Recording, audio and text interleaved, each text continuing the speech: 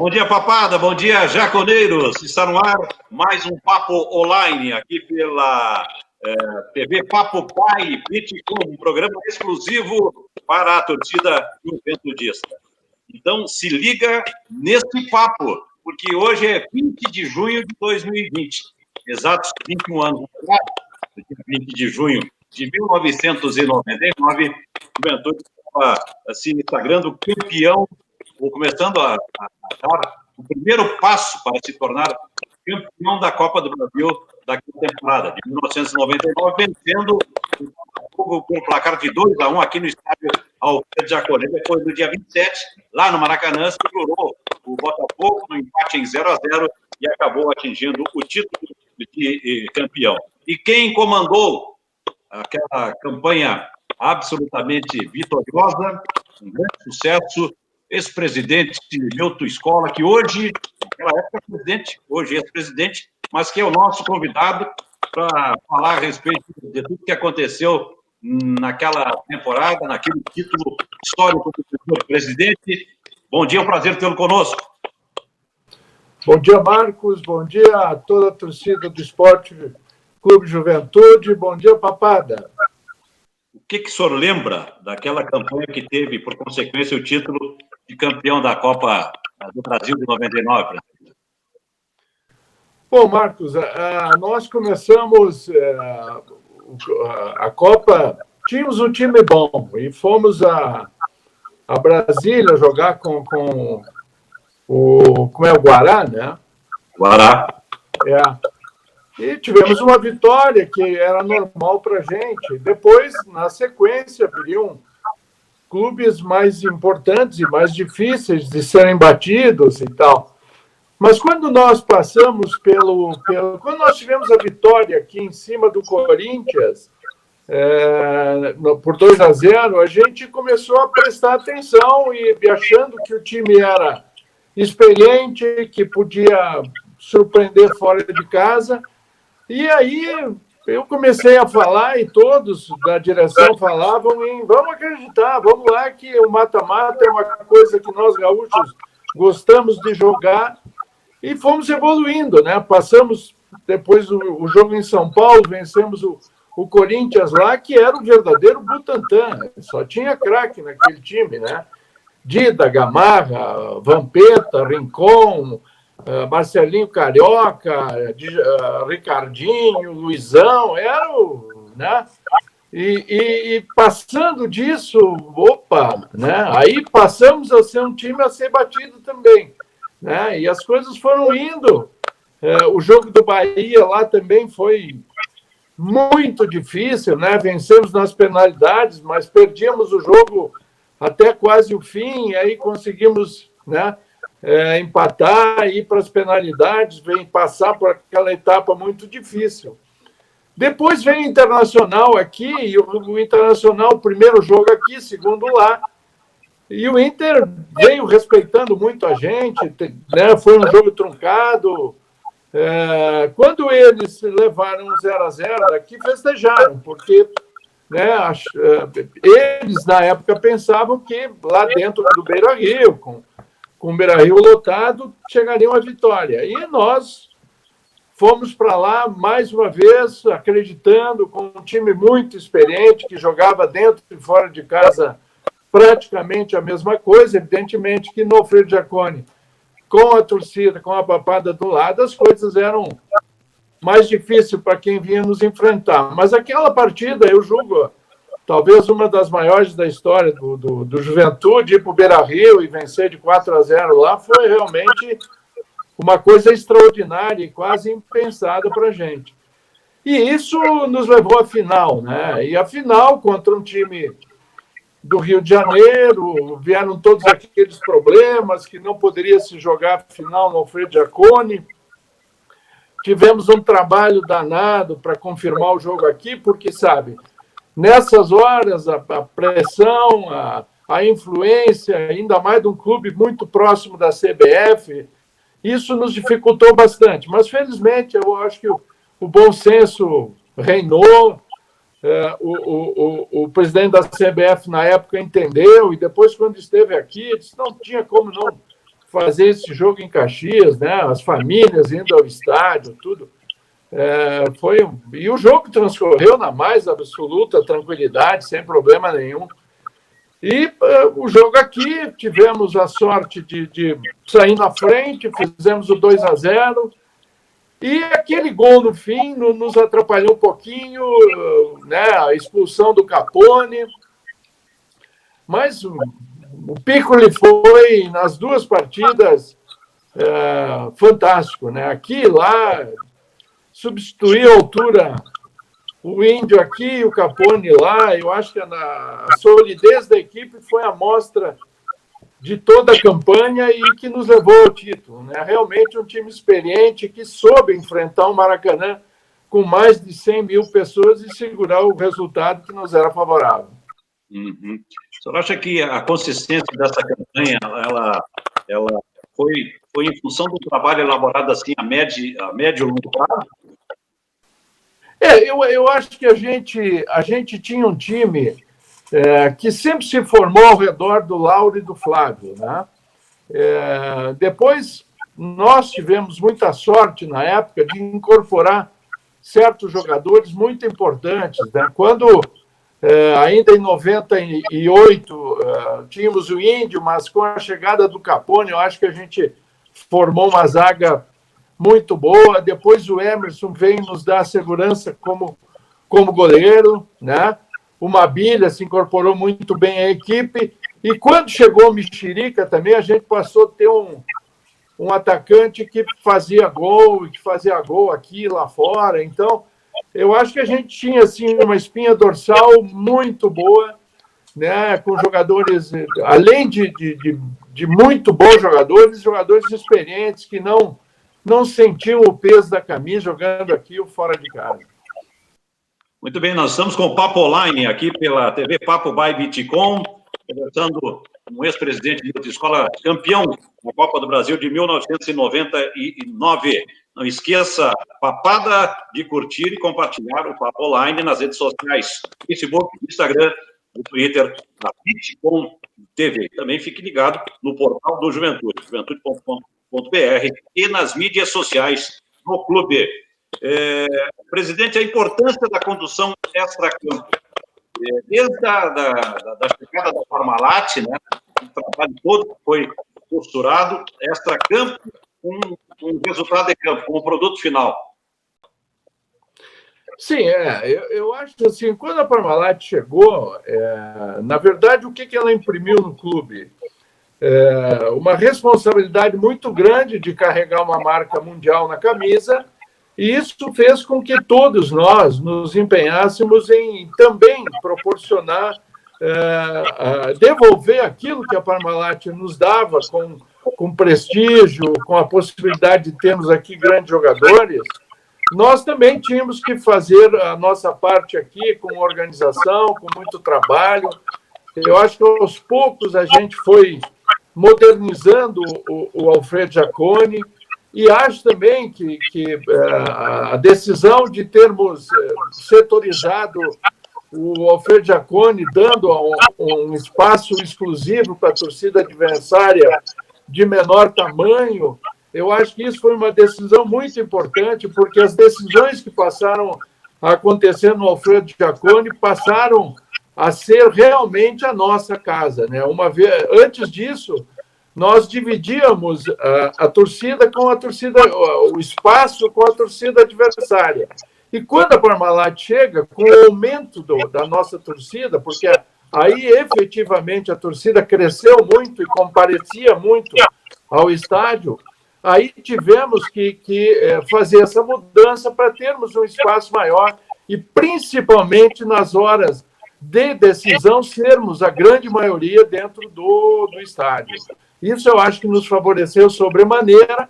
Essa nossa possibilidade de articulação e desenvolvimento das coisas internas do clube, das obras que foram necessárias, eu acho que a gente fez isso de uma forma rápida, consciente, e que eu acho que também é importante, né? Porque é importante ter uma equipe boa dentro do campo, mas fora do campo, evidentemente, que todas as pessoas envolvidas que nós tínhamos na época deram também o seu máximo para que as coisas andassem de uma forma melhor possível.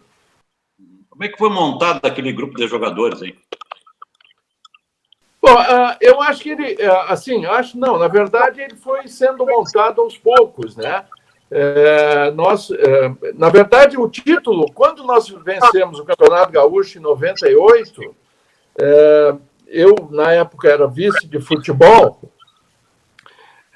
indo para a presidência, eu vi, assim, de uma forma que não era muito difícil, né, porque o Juventude, na época, gozava, e ainda goza, de um alto prestígio no futebol brasileiro. Eu acho que a maioria dos jogadores tinham todo o interesse de vir jogar aqui, e a Parmalat avalizava essa vinda deles, né? Então, o jogador vinha para cá com a tranquilidade e com o respaldo necessário. Claro que nós tínhamos, depois passamos a ter certas dificuldades, porque esses jogadores eles tinham um valor expressivo nos seus salários, e a Parmalat nos dava um valor X, ela não bancava toda a despesa, né? Mas a facilidade, de certa forma, assim, de poder trazer esses jogadores, se incorporar a base que nós já tínhamos no Campeonato Gaúcho, eu acho que fez com que a gente rapidamente, né, pudesse montar uma equipe forte. Ela não era numerosa, a gente assim não tinha. Nós tínhamos os 11 mais, né, 6, 7 e tal, que podiam fazer frente, entrar em campo e substituir os que, porventura, ficassem fora, mas não era uma equipe numerosa, e eu acho que o fundamental foi o Flávio capitanear esse pessoal. Eu acho que a gente tinha uma unidade muito grande no vestiário, e você sabe bem que não só no futebol, qualquer equipe, para chegar a resultados, precisa ter essa unidade, e falava com os demais da direção, os funcionários, e realmente foi uma equipe que permaneceu esse tempo aí bastante unida. Uhum. Bom, a imprensa do centro do país, mais especialmente a imprensa carioca, depois que o Juventude se tornou campeão da Copa do Brasil, caracterizou o peito do Juventude como uma zebra. Mas eu acho que o pessoal naquela época não olhou para os números do Juventude na campanha, né? Eliminando Corinthians, Fluminense, Internacional, Bahia, o próprio Botafogo, esse grande Botafogo, né? Botafogo do Bebé, outros, né? Mas na verdade eu acho que ainda hoje os cariocas são assim, né? Isso aí não passou. Se fosse hoje, eles iam falar a mesma coisa, e a gente tem que entender, né? Óbvio, né? Agora, eu acho que uma equipe que passou pelo Corinthians daquela época já tinha que ter um certo respeito, né? E assim, o Botafogo tinha uma boa equipe, tinha o Bebeto na frente, que é uma preocupação. Mas eu acho que o nosso conjunto era melhor que a equipe do Botafogo. Eu acho que isso a gente viu nos 180 minutos. É verdade, ficou evidenciado isso dentro de campo. Presidente Vitor Escola, agora para um clube médio, vai ser muito difícil, né, atingir o título de campeão da Copa do Brasil, né? Eu acho que até 99, eu me lembro que depois do Juventude, aí nós tivemos um time médio sendo campeão, né? Mas era um feito, né? O Juventude fez isso, o Santo André fez isso, né? O Paulista de Jundiaí fez isso. Agora, para ser campeão de novo da Copa do Brasil, um clube médio vai demorar bastante, né? Assim, Marcos, eu tenho até muitas vezes comentado com parceiros do clube, assim, eu acho que naquela época o Juventude tinha se aproximado, assim, sobremaneira, não chegamos lá, mas chegamos muito próximos de Grêmio, de Internacional e de outras equipes do país, né? Os nossos confrontos eram sempre muito acirrados. Aqui dentro de casa, era difícil que eles levassem um resultado favorável. E depois, né, com o evento, com os estádios que foram construídos, as arenas os grandes clubes tiveram realmente um crescimento e um apoio muito grande das suas torcidas, e o investimento passou a ser muito maior. Então, nos distanciou novamente. Eu acho que hoje, claro, é muito mais difícil, porque é infinitamente maior o investimento que fazem os grandes clubes em relação aos médios clubes como Juventude no país. Então, é evidente que a dificuldade para um clube chegar lá, ela vai ser muito maior, né? Eu não sei, pode ser agora, o Bragantino tem lá um investimento muito grande, né? Esse talvez seja o clube que vá beliscar os grandes, né? Mas é o único que eu vejo assim em condições hoje de surpreender. Os grandes clubes eles começaram a olhar para a Copa do Brasil de uma forma bem diferente, porque era o caminho mais curto para chegar na Libertadores da América. E a premiação também é muito grande, né, Marcos? Hoje... Premiação do regulamento, né, Milton? O regulamento prevê que os clubes que estão na Libertadores já entram nas oitavas de finais, então fica... Assim, me parece que se estabelece assim, um desequilíbrio, né? Pois é. Aumenta esse desequilíbrio. Isso é o poder dos grandes clubes, né? Eles votam lá e certamente vão escolher o melhor caminho para eles, né? Como sempre foi. Uma nova relação, né, do futebol. Bom, na última terça-feira, dia 16, o Maracanã completou e comemorou 70 anos. E o Juventude está na história do templo do futebol brasileiro e do mundial, né? O Juventude ganhou a Copa do Brasil em 1999, lá dentro do Maracanã, ganhou e diante de um público superior a 100 mil pessoas. O último jogo do Maracanã com essa marca. Foi. Recentemente me chamaram lá do Rio de Janeiro, um jornal de lá, e me falaram que esse jogo foi escolhido como um dos 70 jogos da história do Maracanã. Talvez por isso, né? Pela decisão de um título, por um clube médio ir lá e surpreender lá dentro, e pelo público histórico, né?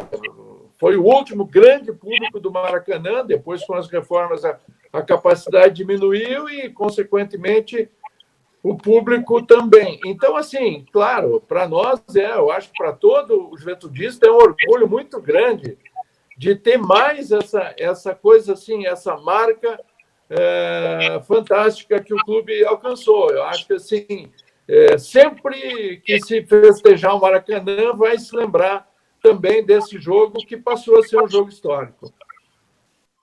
Como é que o Juventude entrou na sua vida, hein, presidente Escola? Na verdade, Marcos, eu sempre quis ser jogador de futebol, aí me aconselharam a estudar, né? Então eu digo, bom, vai sobrar para mim um dia ser dirigente, sei lá, fazer uma pontinha ali em algum lugar. E conheci o ex-presidente Vili Sanvito, né? E num dia lá, a gente jantando e tomando um vinhozinho, ele me falou assim, quem eu acho que está na hora de tu ir lá estudar. E eu me senti disponível na época, né? E fui para o clube comecei como vice-presidente de patrimônio, nessa época que a Parmalat chegou e precisava ser feito muita coisa lá. Eu lembro que nós começamos uma reformulação assim da infraestrutura física do clube, ampliamos as cabines de imprensa, aquela parte metálica que foi incorporada à estrutura de concreto antiga. Depois trabalhamos o alambrado e depois fizemos a torcida. E o que eu fiz no patrimônio foram essas coisas. Depois, como presidente, apoiei bastante a construção do setor leste, dos camarotes, né? E, finalmente, no patrimônio também, eu pude iniciar e fazer o projeto da drenagem, da reformulação do gramado do Juventude. Então, na verdade, isso para mim não era difícil, porque a minha profissão é essa, eu sou arquiteto e sempre, né, me dei bem com essas coisas e pudemos também reformar os vestiários todos, porque a gente, quando subiu para a primeira divisão também, né, nos deu um susto, porque assim, eu digo, pô, daqui a pouco o primeiro jogo aqui é o Corinthians, chega aí 250 jornalistas, televisão, não sei o que, onde é que nós vamos botar essa gente? Aí tivemos que correr e fazer essas ampliações todas, né? E, graças a Deus, tudo deu certo. Eu lembro do tempo que a energia era um problema, porque nós não éramos assim muito bem abastecidos ali na região. Eu lembro de contratar um eletricista que ficava segurando lá o contador para não cair a chave e cortar a energia, né? Imagina o jogo com a grande imprensa do país direto aqui, faltar energia. Então, a gente não podia fazer nada de errado, porque é o primo pobre que está chegando, que está entrando na primeira divisão. A gente tinha que... Né? Mas isso, todas essas dificuldades que ficam no bastidor, evidentemente, hoje me dão muito prazer de relembrar de todos aqueles que tiveram empenhados nisso, que ajudaram nessa construção, que para o torcedor até pouco importa, porque, na verdade, quem vai ao estádio olha para o campo e vê o jogo, né? Essas coisas também não precisam nem ser divulgadas. Eu estou lembrando agora aqui por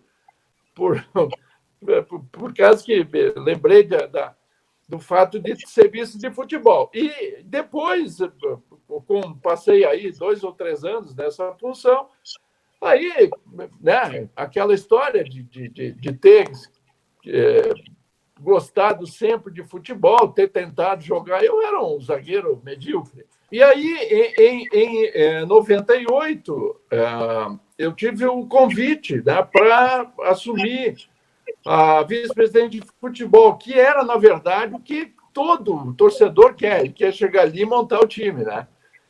Comandar o vestiário, que talvez isso... E aí acharam que eu podia fazer isso. Começamos um trabalho, eu fui muito ajudado e assessorado pelo Marcos Cunha Lima, que era meu diretor. O vestiário estava montado e assim... tivemos que trazer alguns jogadores, o nosso orçamento não era muito grande, consegui contratar não, esqueci o nome do treinador agora, falecido, o Lorissandri. Lorissandri. E aí ele também me apresentou alguns jogadores que podiam vir, e a gente, com um pequeno orçamento, conseguimos montar uma equipe. Na época, a gente fez uma troca que nos pareceu interessante. Na época, o REC, o nosso centroavante, foi para o Internacional, de lá veio o Sandro Sotilho e o Mabilha, e a gente acabou fechando uma equipe bem competitiva. O Rodrigo Grau veio do Grêmio. Nós tínhamos uma equipe bem interessante, que começou se firmando, e aí, como todos sabem, chegamos ao título. E isso fez com que, no ano seguinte, eu não tivesse outra alternativa que dizer sim ao fato das pessoas quererem que eu fosse presidente do clube. Isso é uma coisa natural dentro do clube. Eu acho que isso a gente tem que apoiar hoje também. Os jovens têm que começar em funções menores, como diretor, lá no patrimônio, não sei aonde, e ir subindo, porque assim, a experiência dentro do clube, ela conta muito, né? A gente aprende muito com os maus resultados, com as épocas difíceis do clube, com as dificuldades financeiras que todo clube tem, e isso é preciso ser assimilado, eu acho, com um certo tempo, né? Eu sempre vejo, assim, com uma certa desconfiança quem já começa num cargo mais alto, na presidência ou tal, porque ele vai levar um tempo, infalivelmente, para assimilar essas coisas, né? E graças a Deus, aí nós falamos, né, da campanha da Copa do Brasil, fomos vitoriosos, e no futebol tem os altos e baixos. Depois também tivemos problemas. Eu sempre tive muita sorte, mas também chega a hora que vem as derrotas e tal. E a gente sofre muito com isso, né? Porque eu sempre disse, o torcedor não sai de casa para perder jogo, ele quer ganhar todas, né? Seja contra quem for. E assim é que tem que ser mesmo. Por isso que eu acho, e sempre disse, temos que acreditar sempre, né? Eu acho que o Juventude já tem uma certa força e uma certa camisa, que quando tem um time fechadinho, ele pode fazer frente, sim, não há problema nenhum. Quer dizer, mas como o futebol é cíclico, nem sempre se fecha uma equipe como todos gostariam. Eu acho que isso se a gente olhar para a história, é assim mesmo, né?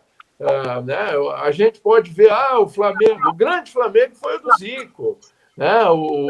Para mim, o grande internacional foi o do Falcão, e depois aquele outro que foi lá e foi campeão da não sei aonde. Mas, assim, não é sempre que um clube tem um grande time né, e tem sempre as suas vitórias. Futebol é cíclico. E o torcedor, por mais que não queira, ele acaba entendendo, porque o sofrimento que nos leva a ter uma paixão por um clube, ela se justifica na hora das grandes vitórias, na hora das grandes comemorações. É isso que a gente leva no peito, e o amor que a gente tem pelo clube é por essas coisas. Para finalizar, presidente, dentro desse seu raciocínio, eu sempre digo que tem clubes e equipes que ganham mais, mas que não ganham sempre. O futebol é assim. Mas, então, pessoalmente, valeu muito a pena essa experiência como dirigente. O senhor tem plano para voltar a trabalhar no Juventude? Para a gente finalizar esse papo aqui. Olha, valeu muito. Eu acho assim, tem duas coisas assim. Uma que a gente, até mais, uma que a gente faz amizades, outra que a gente tem uma experiência fantástica, né? Poder ter levado a Juventude a disputar uma Libertadores, essas coisas, né, ficam marcadas na gente.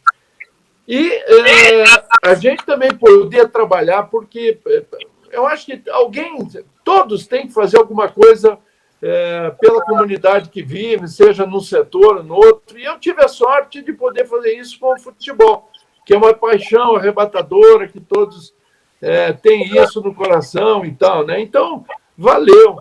Agora, quando posso, eu sempre estou à disposição do clube, né? Acho também que a gente tem que dar oportunidade e criar novos dirigentes. Como eu disse antes, eu acho que é importante fazer novos dirigentes, o futuro está aí. O Juventude é uma coisa que vai ser levada por décadas e séculos. Ele é uma instituição de Caxias do Sul. Então, é preciso que se formem, como se formam jogadores, é preciso formar dirigentes, para que o futuro possa ser comandado da melhor forma possível. Tá certo. Presidente Milton Escola, muito obrigado pela sua atenção conosco aqui da TV Papo by Bitcom, do programa Papo Online. Muito obrigado e um ótimo final de semana. Agradeço a vocês a oportunidade aí, um grande abraço para a nossa papada querida. Grande abraço, ex-presidente Milton Escola, campeão da Copa do Brasil de 1999. Papo de Jaconeiros, vocês são os nossos convidados a curtir e compartilhar o Papo Online em nossas redes sociais e ligado no portal do Juventude, juventude.com.br e nas mídias sociais do clube. Nós estamos encerrando o Papo Online deste sábado, o depoimento do ex-presidente Milton Escola, que comandou aquela campanha vitoriosíssima, histórica, na Copa do Brasil de 99. Falamos do primeiro jogo, da vitória de 2-1, que hoje, exatamente hoje, está continuando. E no sábado que vem nós vamos continuar falando a respeito dessa grande conquista do Juventude na Copa do Brasil de 1999. 20 de junho, o Juventude, então, aí sim estava carimbando o título de campeão histórico da Copa do Brasil de 1999. O Papo Online teve gravações e edição a Sofia Soares e o Telo Gene, a Leandro Moré, na produção do Ivan Caraboto, gestor do Cleberson Portela. Obrigado pela sua audiência. Então, aqui, voltamos no próximo sábado. Um abraço a todos. Tchau.